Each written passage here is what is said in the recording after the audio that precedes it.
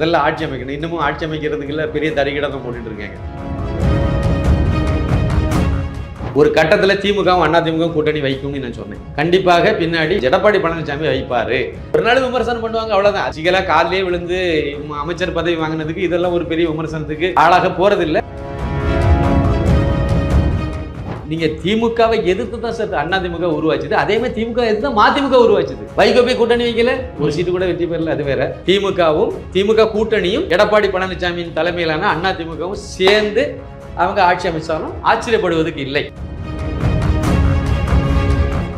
இந்த ஆட்சி இவங்க தக்க வைக்கலன்னா, அந்த கூட்டணியை ஸ்டாலின் அவர்கள் தக்க வைக்கலன்னா திமுக படு பாதாளத்துக்கு போயிடும். அடுத்த உள்ளாட்சி தேர்தலே ரொம்ப கீழே இறங்கும். விஜய்க்கு இவ்வளவு பெரிய வெற்றியை கொடுத்தும் கடைசியில் ஆட்சி அமைக்க முடியாம கெடுத்து விட்டானோன்னு ஒரு கோபம் இருக்கும், அவ்வளவுதான்.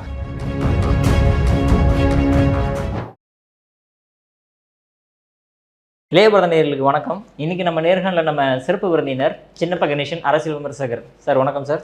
வணக்கம் வணக்கம் வணக்கம். விஜய் அவர்களோட பாலிடிக்ஸ் எப்படி இருக்குன்னு பாக்குறீங்க நீங்க? இப்போ விஜயனுடைய அரசியல் என்னங்கிறத நம்ம இனிமேதான் பார்க்க போறோம். புதுசா வந்திருக்காங்க, வந்தவங்களை நம்ம இப்போதைக்கு அதில் அவங்களை இது இப்படி தான் இருக்கும் அப்படி தான் இருக்குன்னு சொல்லி நம்ம குறை சொல்கிறது சரியாக இருக்காது. ஆனால் அவர் நேர்மையான ஒரு அரசியலை முன்னெடுத்து குறைந்தபட்சம் ஒரு எஸ்ஐ பதவி ஏற்கிறான்னு வச்சுருங்களா. இப்போ சாதாரண ஒரு போலீஸ் இதில் எஸ்ஐ ட்ரைனிங் முடித்து லோக்கல் போலீஸ் ஸ்டேஷனுக்கு ட்ரைனிங் முடிச்சுட்டு வராங்க அப்படின்னா வந்தோடனே ஸ்ட்ரைட் ஃபார்வர்டாக இருப்பாங்க. அது எந்த துறையாக இருந்தாலும் சரி தான். அதில் வரும்போது இளைஞராக நிற்கும்போது அது ரொம்ப அவன் அந்த காசு கொடுத்தே அந்த பதவிக்கு வந்தால் கூட, அந்த வேலைக்கு சேர்ந்துருந்தா கூட, அந்த வேலைக்கு வரும்போது ரொம்ப நேர்மையாக இருக்கணும்னு தான் முதல்ல நினைப்பாங்க. அப்புறம் போக போக கழுத்து செஞ்சு கட்ட ரொம்ப ஆயிரும். இது பொதுவானது தான். விஜய் நீங்கள் அவருக்கு காருக்கு வரி கட்டினாரா வைக்கலையாங்கிறதுலாம் 1000 குற்றச்சாட்டு நம்ம சொல்லலாம். இந்த இடத்துக்கு வந்த பிறகு அவர் கண்டிப்பாக கொஞ்சம் நேர்மையாக குறைந்தபட்சம் 1 வருஷம் 2 வருஷமாவது இருக்க வாய்ப்பு இருக்குது. இதை கரெக்டாக ஃபாலோ பண்ணிட்டாருன்னா முதல் ஒரு பெரிய ப்ளஸ் அவருக்கு கிடைக்க தான் செய்யும். இந்த மதுவை ஒழிப்பேன்னு சொன்னதாக எனக்கு ஞாபகம். டாஸ்மார்க்கை ஒரே நாளில் க்ளோஸ் பண்ணிட்டாருன்னா அது மிகப்பெரிய அச்சீவ்மெண்ட்டாக இருக்கும். ஏன்னா அண்ணாமலை அவர்களே கூட டாஸ்மார்க்கை ஒரே நாள் படிப்படியாக தான் குறைக்கிறது சரியாக இருக்கும். அவர் சில நடைமுறையில் உள்ள விஷயங்கள்லாம் சொன்னார். எனக்கு அதில் ஒரு முரண்பாடு உண்டு. ஏன்னா நம்ம இது கொரோனா காலம் வந்துச்சு. கிட்டத்தட்ட நம்ம ஒரு 3-4 மாதம் டாஸ்மார்க் எல்லாம் எடுத்து மூடி தான் வச்சுருந்தோம். அது முடிச்சு வச்சிருந்த நேரத்தில் அதுக்கு பிறகு அந்த இதில் எவனும் சாவலை, குடிகாரன் எவனும் சாவலை. ஐயோ எனக்கு குடிக்க முடியலைன்னு சொல்லி எவனும் சோதில் போய் முட்டலை. அப்போ இல்லைன்னா நிற்க தான் செய்வாங்க. அது பாண்டிச்சேரி கருணாநிதி சொன்ன மாதிரி பாண்டிச்சேரி போயிடுவாங்க, குடிக்கு கேரளாவுக்கு போயிடுவாங்க, கர்நாடகத்துக்கு போயிடுவாங்க. அந்த சீனெல்லாம் வேண்டான்னு முடிவு எடுத்தால் பீகாரில் பண்ண நடைமுறைக்கு சாத்தியமாக தானே ஆச்சுது. அப்புறம் அது பண்ண முடியும். அப்புறம் சட்ட ஒழுங்கு, அதான் கரெக்டாக அவர் பார்த்து 3 விஷயத்தை கையில் எடுத்துரு. சட்ட ஒழுங்கை நீங்கள் கரெக்டாக கையில் எடுத்துட்டிங்கன்னா கஞ்சா, போதைப் பொருள் கடத்தல் எல்லாம் திமுக கும்பல் தான் பண்ணிட்டு கிடக்கு. திமுக, விடுதலை சிறுத்தைகள் இவங்க தான் அதிக பங்கெடுத்து இதை செய்துட்டு இருக்காங்க. இங்கேருந்து இலங்கைக்கு வரைக்கும் கடத்தல் பண்ணிட்டு இருக்காங்க. இதை நீங்கள் கட்டுப்படுத்திட்டீங்க அப்படின்னா போதைப் பொருள் பழக்கம் நின்று போயிடும். கட்டுப்படுத்தப்பட்டுட்டு அப்படின்னா இளைஞர்கள் போதைப் பொருளுக்கு பயன்படுத்த முடியாமல் ஆகும். அவன் ஒழுங்காக இருப்பான், இல்லைன்னா கற்பழிக்க தான் செய்வான். அவன் மெண்டல் ஆயிடுவாங்களா. போதைப் பொருளுக்கு அடிக்ட் ஆகிட்டான், அவன் என்ன செய்கிறான்னு அவனுக்கே தெரியாது. அவனுக்கு மேலே குற்றம் சொல்லி அர்த்தம் இல்லை. அப்போ அவனுக்கு அது கிடைக்காம நீங்கள் நிப்பாட்டிட்டீங்கன்னா அவன் நல்லா நார்மலானப்ப யோசிப்பான், இவன் அடிப்பான்னு சொல்லி. இல்லைன்னா இது தப்புன்னு அவனுக்கு தெரியும். இது தப்பு சரின்னு தெரியாமல் தான் அவன் பண்ணுறான். அப்போ போதை மது ரெண்டையும் நீங்கள் நிப்பாட்டிட்டீங்கனாலே பெண்களுக்கு போட்ட பெண்களுக்கு பெரிய ஒரு புண்ணியமாக போயிடும். இதை அவங்க செய்யணுங்க என்னுடைய இது. அப்புறம் நீங்கள் மற்ற திட்டங்களை கொண்டு வாங்க, என்ன வேணாலும் பண்ணிட்டு போங்க. நம்ம விமர்சனம்லாம் பின்னாடி பண்ணுவோம், செய்கிற செயல்முறையை வச்சு. இப்போதே வாழ்த்துவோம். அவர் மிகப்பெரிய ஒரு அரசியல் மாற்றத்தை உருவாக்குனார். அதுக்கு ஒரு ராயல் சல்யூட் அதுக்கு விஜய்க்கு. ஏன்னா அது சாதாரண விஷயம் கிடையாது. அது சென்னையில் திமுக மொத்தமாக காலி பண்ணுறது ஜெயலலிதா அந்த அம்மாவே ஓரளவுக்கு தான் பண்ண முடியுது. இது 2 டிக்கெட்டை தவிர பாக்கி அவ்வளோத்தையும் துரத்தி சுத்தமாக பண்ணிட்டார். அதை விட இங்கேருந்து நீங்கள் கும்மிடிப்பூண்டி தான் முதல் தொகுதி. அங்கேருந்து நீங்கள் ஆரம்பிச்சிங்கன்னா ஏதோ 1-2 தான் அதிமுக வந்திருக்கு. இப்போ திமுக 1-2 வந்திருக்குன்னு நினைக்கிறேன். அவ்வளோதான். மொத்தமும் இதிலேருந்து ஒரு 40-50 தொகுதி எடுத்து பார்த்தீங்கன்னா அதுக்குள்ளே எதுவுமே இல்லாத அளவுக்கு கொண்டு போயிட்டார். இதெல்லாம் சாதாரண விஷயம் கிடையாது. அவரால் நடந்ததில்லை. ஏதோ தெய்வாதீனமாக மக்கள் எல்லாம் ஒன்று சேர்ந்து அண்ணாமலை ஆதரவாளர்கள் இவர் போனவங்க எல்லாருமே ஒரு மாற்றம் வேணும், இந்த நாசமாக போன ஆட்சி வரக்கூடாதுங்கிறதுல எல்லாம் ஒரே ஒத்த பாயிண்ட். நான் உட்பட. நான் அதுக்கு வேண்டி நான் ஓட்டு போட்டேன்னு சொல்லிட்டு நான் அதெல்லாம் சொல்லலை. நான் ரெட்டையில தான் ஓட்டு போட்டேன், பெஞ்சமின் தான் ஓட்டு போட்டேன். அதை நான் உண்மையை சொல்லிடுறேன். ஆனால் இந்த எண்ணம் எல்லாத்துக்கும் இருந்ததுனால நான் எதிர்பார்க்கல இந்த அளவு வரேன். நான் விஜய் 2 இடத்துல வெற்றி பெறுவாங்கிறது டவுட்டுன்னு தான் நான் சொன்னேன். ஏன்னா அப்படி தான் வெளியே கேட்கும்போது உள்ள நிலவரங்கள் இருந்துச்சு. இன்னொன்று 10% ஓட்டு கிடைக்கும், 12% தான் எதிர்பார்த்தோம். வெளியே பெருசாக சொன்னதே 20% தான் சொன்னாங்க. இப்போ 20% சொன்னால் கூட ஒரு 40,000 50,000 ஓட்டு தான் வரும். வெற்றியை நிர்ணயம் பண்ணக்கூடிய இடத்துக்கு வேணால் வருமே ஒழிய வெற்றியை இவங்க வாங்க முடியாது. வெற்றி பெறக்கூடிய இடத்துக்கு வரணும்னா ஒரு 60,000-70,000 ஓட்டு வந்தால் தான் வரும்னு நினச்சோம். 35% ஓட்டு வாங்கியிருக்காங்க. டாப் லெவலில் வந்து 35% ஓட்டு விஜய் 34.9 சில்லரை வாங்கி 35% ஓட்டு விஜய் வாங்கிட்டார். அப்போ அது மிகப்பெரிய அச்சீவ்மெண்ட். அதுவும் எந்த விதமான கட்டமைப்பு ஒன்றுமே கிடையாது, கிளே கிடையாது, ஒன்றும் கிடையாது. பேருக்கு ஏதோ கொஞ்சம் மாவட்ட நிர்வாகிகள்லாம் வச்சாங்க. அது பெரிய ஒரு இதுதான். அதனால் இனிமேல் வந்து ஆட்சி அமைக்கணும், முதல்ல ஆட்சி அமைக்கணும். இன்னமும் ஆட்சி அமைக்கிறதுக்குள்ள பெரிய தறிகிடம் போட்டுட்டு இருக்காங்க. அதுக்குள்ளாலே ஒரு சின்ன விஷயத்த நான் சொல்லலாம்னு நினைக்கிறேன். இதில் ஒரு விஷயம் இருக்குது. என்ன அப்படின்னா, இப்போ இருக்கக்கூடிய சூழ்நிலையில் இவங்க ஆட்சி அமைக்கணும்னா திமுக கூட்டணியில் உள்ள திமுக தவிர மற்ற கட்சியெல்லாம் இவங்க பக்கம் சேர்க்கணும். காங்கிரஸ் 5 இடம், விடுதலை சிறுத்தைகள் 2 கம்யூனிஸ்ட் 2 இப்படி நீங்கள் இவ்வளோத்தையும் நீங்கள் உள்ளே இழுத்துட்டு வரணும். தேமுதிக அதுவும் வரும். அவங்களுக்கு எங்கே போனாலும் ஒரு அமைச்சர் கொடுத்துருவீங்க, அதனால் வந்துடும். அங்கே போய் ஒரு எம்பியை பிடிங்கியாச்சு, அப்புறம் ஒரு எம்எல்ஏ உருவாச்சு, எனவே பிரைமரியாக தான் இங்கே வந்து ஒரு அமைச்சர் தாராளமாக வந்துடுவாங்க, ஒன்றும் பிரச்சனை இருக்காது. அது அவங்க எல்லாம் வந்தாங்கன்னா இவங்களுக்கு சாத்தியப்படும். ஏன்னா இவங்களுக்கு அப்போ தான் 118 அவங்க வந்து அந்த மேஜிக் நம்பரை இவங்க அடைய முடியும். இவ்வளோ தூரம் வந்தாங்கன்னா இவங்களால் ஆட்சி அமைக்க முடியும். அதிமுக பக்கம் நீங்கள் பார்த்தீங்கன்னா மொத்தம் இருக்குது, அது பாமகவுக்கு ஒரு 4 எம்எல்ஏ இருக்குது, அப்புறம் பிஜேபிக்கு 1 இருக்குது, இவர் தினகரனுக்கு 1 இருக்குது, மொத்தம் 6 தான் இருக்குது. இது பத்தாது. இந்த சாய்ஸ் தான் அவர் விரும்ப மாட்டார். எனக்கு தெரிஞ்சு அவர் விரும்ப மாட்டார். பின்புலம் இருக்கிறதெல்லாம் மிஷினரி கும்பலுங்கிறனால அவங்க இதுக்கு வந்து உறுதுணையாக இருக்க வாய்ப்பு இல்லை. அப்போ அதை அவங்க அந்த சைடுக்கு அவங்க வரமாட்டாங்க. அதாவது அதிமுக வேணாலும் எடுத்துக்குவாங்களே ஒழிய அதிமுக கூட்டணியில் இருக்கக்கூடிய பாஜகவோ இல்லைன்னா மற்ற கட்சிகளோ எடுத்துக்குவாங்களே பத்தவும் செய்யாது அது. அதனால் இந்த பக்கம் அவங்க எடுக்க வாய்ப்பு இல்லை. திமுக தரப்பில் உள்ளது காங்கிரஸ் கூட கூட்டணி வைக்கணும்னு அவங்க நினச்சதுனால காங்கிரஸ் மற்ற உதிரி கட்சிகளெல்லாம் சேர்த்து பண்ணலான்னு நினைப்பாங்க. ஆனால் திமுகவுக்கு அது பலகீனமாக போயிடும். அடுத்து வரக்கூடிய பாராளுமன்றத்தில் திமுக வந்து அனாதையாக தெருவில் போகிற மாதிரி ஆயிரும். ஏன்னா இங்கே ஏற்கனவே ஆட்சி பிடிச்சாச்சு. அப்போ இவங்க கூட அவங்களும் போயிட்டாங்கன்னா அவங்க எல்லாம் போகிறதுக்கு ரெடியாக இருப்பாங்க. அப்போ அவங்கள தக்க வைக்க வேண்டிய நிர்பந்தம் இப்போ ஸ்டாலின், அவரே எல்லாத்தையும் தொலைச்சிக்கிட்டு இருக்காரு. தலைவர் பதவி ஒரு எம்எல்ஏ கூட இல்லாமல் இருக்கார். இருந்தாலும் இந்த சூழ்நிலையில் அவர் வந்து எல்லாத்தையும் பிடிச்சி மறுபடியும் பேசி எடுத்து கெஞ்சி கூத்தாடி சேர்த்து வைக்க வேண்டிய ஒரு பெரிய தலையாய இது இருக்குது. இப்போ இந்த இடத்துல வந்து நீங்கள் எடப்பாடி பழனிசாமியை கூப்பிட்டு சேர்த்து வச்சு நீங்கள் ஆட்சி அமைக்கலாம். அவருக்கு கூட்டணியில் இருக்க 5 பேரை விட்டுட்டு ஈஸியாக ஓடி போயிடுவார். அதில் ஒன்றும் பெரிய அவருக்கு ஒரு பெரிய இது இருக்காது. எலெக்ஷன் உங்களால் தான் தோத்தோன்னு சொல்லி இப்பவுமே இவரெல்லாம் நிறைய பேர் சொல்ல ஆரம்பிச்சிட்டாங்க. பிஜேபி கூட இப்படி தான் 2021 சொன்னாங்க, அதை தான் இப்போ திருப்பி சொல்கிறாங்க. உங்களால் தான் பிஜேபி கூட கூட்டணி வைக்கலைன்னா நாங்கள் பிரைம் மினிஸ்டர் பதவி பெற்றுவோன்னு சொல்லுவோம். ஸோ அப்போ அந்த கதை தான் இவங்க சொல்கிறாங்க. சரி, அமெரிக்க ஜனாதிபதியை கூட ஆகிட்டு போவாங்க, இருந்துட்டு போட்டோம். இப்போதைக்கு அதனால் அவங்கள வந்து அங்கே போனாங்கன்னா சேஃபாக அவர் வந்து ஆட்சி அமைக்கலாம். அதுக்கு வந்து விஜய் தரப்பில் இருந்து அதை யோசிப்பாங்களா, அதை செய்வாங்களான்னு நமக்கு தெரியல.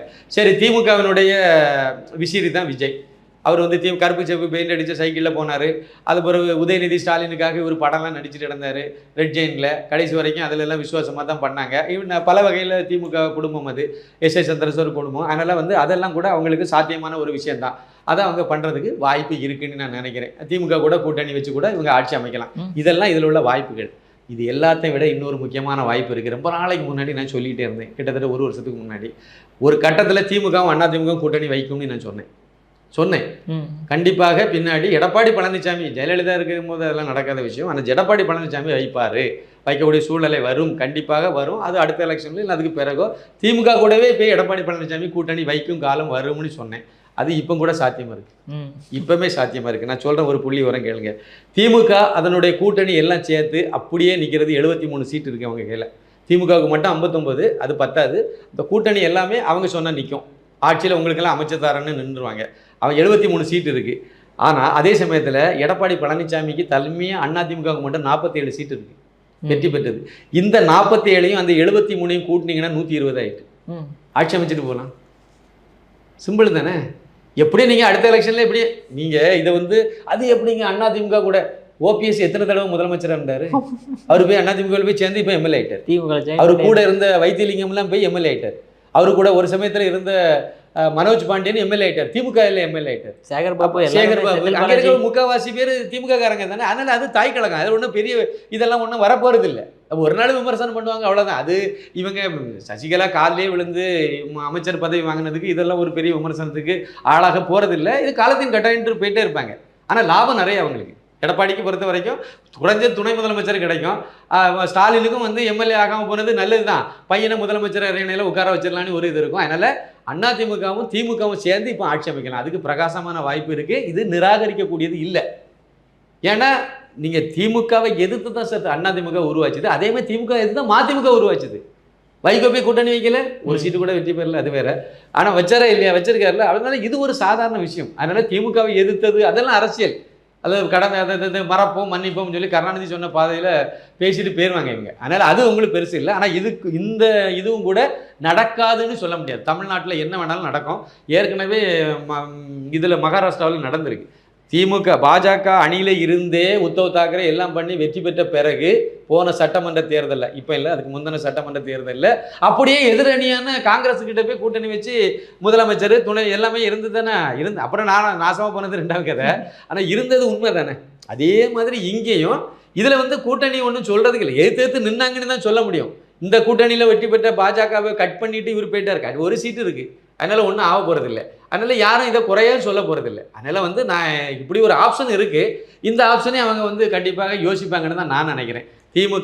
திமுக கூட்டணியும் எடப்பாடி பழனிசாமியின் தலைமையிலான அதிமுகவும் சேர்ந்து அவங்க ஆட்சி அமைச்சாலும் ஆச்சரியப்படுவதற்கு இல்லை. அதுவும் வாய்ப்பு இருக்குது. ஏன்னா இந்த ஆட்சி இவங்க தக்க வைக்கலைன்னா, அந்த கூட்டணியை ஸ்டாலின் அவர்கள் தக்க வைக்கலைன்னா திமுக படு பாதாளத்துக்கு போயிடும். அடுத்த உள்ளாட்சி தேர்தலே ரொம்ப கீழே இறங்கும். அடுத்த பாராளுமன்ற தேர்தலில் ரொம்ப ரொம்ப மோசமான நிலைமைக்கு போயிடும். ஏன்னா காங்கிரஸ் கூடயும் விஜய் வந்து கூட்டணிக்கு விரும்புகிறார். அதை வச்சுட்டாருன்னா காங்கிரஸ் அந்த பக்கம் ஸ்டாண்ட் பண்ணிட்டு அப்படின்னா அடுத்து வர்றது பாராளுமன்ற தேர்தல், சட்டமன்ற தேர்தல் கிடையாது. அப்போ பாராளுமன்ற தேர்தலில் யார் பிரதமருங்கிறது தான் ஓட்டு போட போகிறாங்க. அப்படி வரும்போது இவங்களுக்கு யார் பிரதமர்னு என்ன ஸ்டாலினே சொல்லுவார், நீ எம்எல்ஏ ஆகலை அதுக்கெல்லாம் பிரதமராக போகிறீங்கன்னு கேட்டு விடுவாங்க. அப்போ அது மைனஸாக இருக்கும். பிரதமர் வேட்பாளர் இல்லாதது தான் பெரிய மைனஸாக அவங்களுக்கு அமையும். அந்த கூட்டணி வேற இல்லைன்னா இவங்களால ஒன்றுமே இருக்கும். கூட்டணி இல்லைன்னா திமுக காலி எப்போவுமே. அப்போ இவங்க வந்துட்டாங்கன்னா அங்கே அனாதை ஆயிடுவாங்க திமுக. அப்போ இவங்க வராமல் அங்கே தக்க வைக்கணும்னா ஸ்டாலினுக்கு இது ஒரு முக்கியமான இது நான் எடுத்து கொடுக்குறேன்.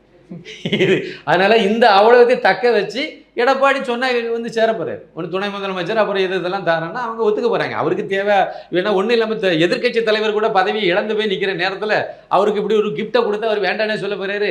அதனால அதே சமயத்தில் ஆட்சியும் தக்க வச்ச மாதிரி இருக்கும். திமுக கூட்டணி ஆட்சின்னு இருக்கும். அவ்வளவுதானே. விடுதலை சிறுத்தைகளுக்கு ஒரு அமைச்சர், வன்னியரசு கொடுங்க, தாராளம் போதும், அவ்வளோதான் தேவை. அதே மாதிரி பிரேமலதாவுக்கு ஒரு அமைச்சர், முடிஞ்சு போச்சு. அதுக்கு பிறகு வந்து 2 கம்யூனிஸ்ட் ஆளுக்கு ஒரு அமைச்சர் கொடுத்துருங்க. இவ்வளோதானே, பெரிய விஷயமா? இன்னும் அடிஷ்னலாகவும் 2 பேர் இருக்காங்க. அவங்களுக்கு நீங்கள் ஏதாவது கொடுத்துட்டீங்கன்னா போதும். இந்த இது முஸ்லீம் லீக் இந்த மாதிரி இருக்குது. அப்புறம் திமுகவில் உள்ளவங்களுக்கு கொடுங்க, மற்றவங்களுக்கு கொடுங்க. அதில் நடக்கணும். நடக்காதுன்னு நான் நினைக்கல. இது சாத்தியமான, இதுவும் நடக்கலாம். இங்கே வந்து பெரிய தலைகீழான விஷயங்களெல்லாம் நடக்கும்னு தான் நான் நம்புகிறேன். இனிமே வரக்கூடிய நாட்கள் தான் இது சொல்லும். ஏன்னா இவங்க இன்னும் 1 நாள் 2 நாளையில் விஜயனுடைய ஆட்சி அமைக்கக்கூடிய அளவுக்கு இந்த இன்னைக்கே காலையிலே துண்டு விரிச்சாச்சு. நம்ம விஜய் திருமாவளவன் வந்து துண்டு விரிச்சாச்சு. அதுக்கு வந்து பதவாத கட்சிகள், ஜாதிய கட்சிகள் எல்லாம் தோற்று விட்டாங்க. தோற்று எவ்வளோ பேர் இருக்காங்க. பிஜேபி வந்து அகல பாதாளத்துக்கு போயிட்டான். எவ்வளோ 3% ஓட்டு போயிட்டு. நீ எவ்வளோத்துல இருக்க? 1% கீழே போயிருக்க. இவரு இங்க சொல்றாரு. இது அன்றையரே இல்லாம அலையுது. இது வந்து சட்டை போட்டுட்டு நிக்கர் போட்டுட்டு தெரியக்கூடிய பாஜக வந்து குறை சொல்லிட்டு அலையுது. இதுதான் அவருடைய இது. எதுக்குன்னா அந்த பக்கம் ரூட்டு போடுறாரு விஜய் கட்சிக்கு போறதுக்கு. ஏன்னா அங்கே எல்லாத்துக்கும் தெரிஞ்ச ஆப்ஷன் அது. அதாவது பாமக, அதாவது இது 2 கம்யூனிஸ்ட் கட்சி, காங்கிரஸ், விடுதலை சிறுத்தைகள், அப்புறம் வந்து தேமுதிக, அப்புறம் வந்து இன்னொன்று இந்திய யூனியன் முஸ்லீம் லீக். இந்த 5-6 கட்சிகளையும் சேர்த்திங்கன்னா 120 கிராஸ் பண்ணும். அது 120 இதை வரும் எண்ணிக்கை. அப்போ வந்து சாதாரணமாக அவர்களுக்கு தனி மெஜாரிட்டி வந்துடும். இதுதான் சாத்தியமாக இப்போ இருக்குது. அதனால இவர் இப்போ துண்டு போட்டு நான் ரெடியாக தான் இருக்கேன், வாரேன். நான் தான் வந்து முத இந்த கூட்டணி ஆட்சிக்கு அஸ்திவாரம் போட்டவே நான் தான். 2016 நாங்கள் விஜயகாந்தை கூட்டிகிட்டு வந்து அவனை நாசமாக விஜயகாந்த் கட்சியை நான் குழி தோண்டி புதைச்சி விட்டோம். இப்போ உன் கூட வந்தால் ஒன்றை காலி பண்ணிடுவோம் அப்படின்னு சொல்லி அழகாக ஒரு துண்டு ஓட்டிட்டு இருக்கார். அதனால் இவங்களெல்லாம் பிடிச்சி இழுத்து கூட வைக்கணும் திமுகவுக்கு அப்படிங்கிற ஒரு நிர்பந்தம் இருக்குது. அப்போ வந்து திமுக ஒரே ஆப்ஷன் எடப்பாடி பழனிசாமி தான். ஏற்கனவே அண்டர்லிங்கில் தான் இருக்காங்க. எடப்பாடி தொகுதியில் திமுக வேட்பாளர் யாருன்னு சொல்லுங்கள். அவருக்கு எத்தனாவது இடம்னு சொல்லுங்கள்? 3வது இடம். அவர் யாருன்னு சொல்லுங்கள்? யாருக்கும் தெரியாது. ஏன்னா அங்கே ஒரு டம்மி வேட்பாளர் போட்டு கொடுத்தாங்க. அது மாதிரி குளத்தூர் தொகுதியில் வந்து அதிமுக வேட்பாளர் யாருன்னு கேளுங்க, தெரியாது. அங்கே ஒரு டம்மி வேட்பாளர் இவர் ஏற்பாடு பண்ணிக்கிட்டாரு. அதே மாதிரி இப்போ 2021 வந்து இளவரசர்ல சேப்பாக்கம் திருவல்லிக்கேணி அந்த தொகுதியில் அதிமுக கூட்டணி வேட்பாளர் யாருன்னு கேளுங்க. அங்கே வந்து ஒரிஜினலாக குஷ்பு நிற்கிற மாதிரி இருந்துச்சு. அதுக்கு ஒரு 6 மாதத்துக்கு முன்னாடியே பிஜேபி சார்பில் குஷ்பு அங்கே நிறுத்த போகிறோன்னு சொல்லி முடிவு பண்ணி வேலை பார்த்தாங்க. வேலை பார்த்து கடுமையாக உழைச்சி சுதாகர் ரெட்டியெல்லாம் வந்து நிறைய நிகழ்ச்சிகள் எல்லாம் வந்து பண்ணிட்டு இருந்தார். பண்ணி எல்லாமே பண்ணிட்டு வந்தாங்க. கூட்டணி அமைஞ்சுது. அந்த தொகுதியில் இவர் திமுக சார்பில் நிப்பாட்டுறதா முடிவு பண்ணாங்க. உடனே அதிமுக அணியில் எப்படிப்பட்ட அண்டர்லிங்னு பாருங்கள். அதிமுக அணியில் பாமகவுக்கு அந்த தொகுதியை ஒதுக்க சொல்லி பாமக கூட்டு ஒரு பெரிய பேரம் பேசி டாக்டர் ராமதாஸ் கிட்ட பேசி அந்த ஒரு பெரிய அமௌண்ட்டு தான், அவருக்கு அமௌண்ட்டு தான் முக்கியம், சீட்டெல்லாம் முக்கியம் கிடையாது. அங்கே கசாலின்னு ஒரு அட்ரஸ் இல்லாத ஒருத்தரை விட்டு போஸ்டர் கூட விட்டலை. அப்படியே நீதாயா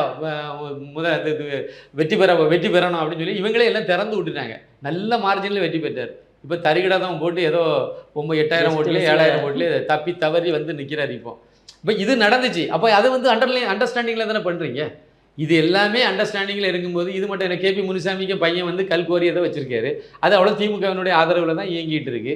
இது மாதிரி எல்லாமே அண்டர்லிங்கில் தான் போயிட்டு இருக்கு. 2 பேருமே. அதனால தான் 2 வேண்டான்னு மக்கள் முடிவு பண்ணது.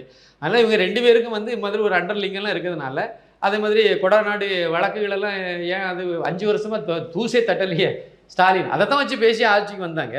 அதில் எத்தனை பேர் தண்டிக்கப்பட்டாங்க, எந்த குற்றத்தை கண்டுபிடிச்சாங்க, ஒன்றும் கண்டுபிடிக்கவே மாட்டாங்க. அப்போ இது வந்து நீங்கள் அதெல்லாம் சாத்தியமாகும்போது இவங்களுக்கு இது பெரிய விஷயம் இல்லை. ஒருவேளை இது சம்மந்தமாக யோசிக்காமல் இருக்காங்கன்னு நினைக்கிறேன். இந்த வீடியோ பார்த்துட்டு யோசிப்பாங்கன்னு நினைக்கிறேன். ஆனால் இதுவும் சாத்தியப்படும். கண்டிப்பாக இவங்களுக்கு அதெல்லாம் ஒரு பெரிய விஷயம் கிடையாது. நம்ம நாஞ்சில் சம்பத் எங்கள் ஊருக்காரர் சொன்ன மாதிரி தான், துப்புனா என்ன தொடச்சிட்டு போவோம், அவ்வளோதான் அவ்வளோதான். துப்பவும் மாட்டாங்க. இல்லை இவ்வளோ தான் அப்படிம்பாங்க. என்ன விஜய்க்கு இவ்வளோ பெரிய வெற்றியை கொடுத்தும் கடைசியில் ஆட்சி அமைக்க முடியாமல் கெடுத்து விட்டானோன்னு ஒரு கோபம் இருக்கும், அவ்வளோதான். அதெல்லாம் இவங்களுக்கு தெரியாது. அவங்க பாட்டுக்கு கல்கோரியும் காப்பாற்றிடுவாங்க. அதே மாதிரி அவங்க நடத்துகிற சாராய ஆலைகளையும் மூட மாட்டாங்க, அப்படியே கொண்டு போயிடுவாங்க. மக்கள் கெட்டு போனால் என்ன அப்படின்னு சொல்லிட்டு அவங்க பாட்டுக்கு அவங்க குடும்ப அரசியலை பண்ணிவிட்டு அவங்க பாட்டுக்கு போயிட்டே இருக்கலாம். நல்ல ஒரு வாய்ப்பை பயன்படுத்தணும். இந்த இடத்துல பிஜேபிக்கு ஒரு பெரிய செக்கு இருக்குது. இதில் என்ன அப்படின்னா, கேரளாவில் காங்கிரஸ் வெற்றி பெற்றுச்சு. விஜய்க்கு வந்து கேரளாவில் நல்ல ரசிகர்கள் உண்டு, ஆதரவு உண்டு. தமிழகத்தில் விஜய் வந்து அந்த அது காங்கிரஸ் அந்த உதிரி கட்சிகளெல்லாம் சேர்ந்து இவங்க கூட ஆட்சி அமைத்தால் அது பிஜேபிக்கு ஒரு அடுத்த பாராளுமன்ற தேர்தலில் ஒரு பெரிய செக்கு மாதிரியான தான் அமையும். வரும்போது இந்த கூட்டணி பலமாயிரும். யார் அது விஜய், அப்புறம் விடுதலை சிறுத்தைகள், காங்கிரஸ், 2 கம்யூனிஸ்ட்டு இவங்கெல்லாம் சேர்க்கும்போது அது கூட்டணி இன்னும் கொஞ்சம் பலமான ஒரு இதாக ஆட்சி அமைக்கிறதுக்கு அது போதும் தான். பாராளுமன்ற தேர்தலில் அந்த மக்களை சந்திக்கும் போது அவங்களுக்கு இந்த கூட்டணியை சொல்ல முடியும், பிரதமர் வேட்பாளரையும் சொல்ல முடியும். கேரளாவிலேயும் அது காங்கிரஸுக்கு ஒரு கை கொடுக்குறேன். ஏன்னா அங்கே ஆளுங்கட்சி ஆகிட்டாங்க.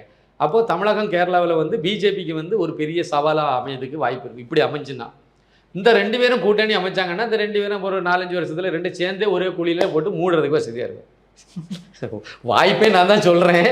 ஆனால் அது எதிர்காலம் இப்படி தான் போகும். வைகோ விஸ்வரூபம் எடுத்து வரும்போது அதிகமான மாவட்ட செயலாளரே அந்த பக்கம் போயிட்டாங்க. கன்னியாகுமரி மாவட்டத்தில் 95% திமுகவினர் வந்து அப்படியே வைகோ பக்கம் போயிட்டாங்க.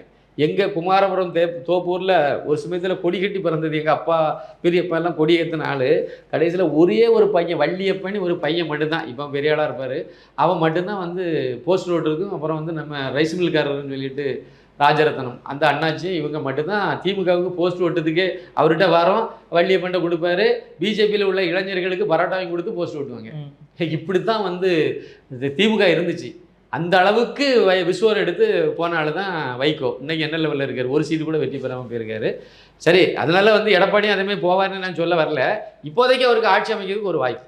திமுகவும் அதிமுக, எடப்பாடி தலைமையிலான அதிமுகவும் கூட்டணி அமைக்கிறதுக்கு பிரகாசமான ஒரு வாய்ப்பு இருக்குங்கிறது என்னுடைய கருத்து. ஓகே சார், அற்புதமாக விளக்கம் கொடுத்தீங்க சார். உங்கள் பொன்னான நேரத்தில் பார்லிமெண்ட் இருக்கிறதுக்கு மிக்க நன்றி சார். மிக்க நன்றி. நன்றி, வணக்கம்.